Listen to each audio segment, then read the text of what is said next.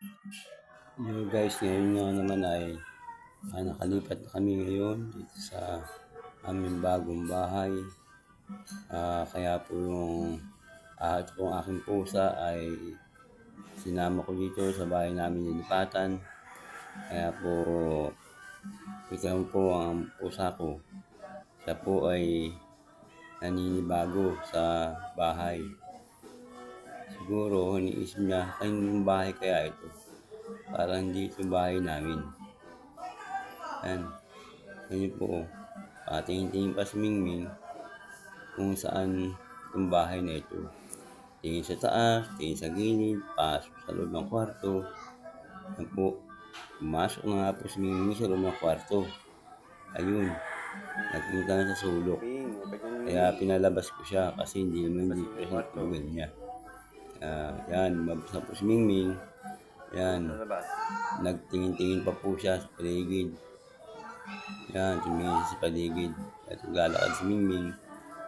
Tumigil muna saglit. Parang inaamoy-amoy niya kung bahay niya nga ito. Lumabas na po siya sa labas. Habang ang aking miss ay gagawa ng isda. Naglilinis. Yun, ang aking pusa. Naglalambing na naman. Ayun. Panay ang tingin sa akin. Pinagpapalambing na naman yung pusa na yan. Tingnan nyo guys. Ganyan yan. Lagi yan nagpapalambing pagka bumaliktad na nga po. Ayan.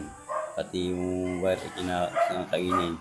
Huwag mo kainin yan. At yan ay may kuryente. Baka ka makuryente. Ang lakayaan. Ayan guys. Tingnan nga po pusa ko mamaya. Mag-aaros na yan. Kukulitin ka para palambing yung pusa ko niya. Kaya kinukulitin ko lagi yan. Hindi ho yan nakagat. Hindi po siya nanakit. Mabait yung pusa ko na yan. Hindi nangagat. Kahit hawakan yung mga batang maliit, hindi siya nangagat. Ganyan po kabait yung pusa ko. Kaya lagi po yan sa loob ng bahay. Sa dating bahay namin, pauli-uli siya ngayon dito.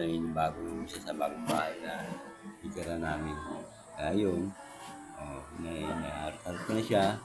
Tingnan nyo ang aking pusa. Yan, pusa ko na yan. Nandito.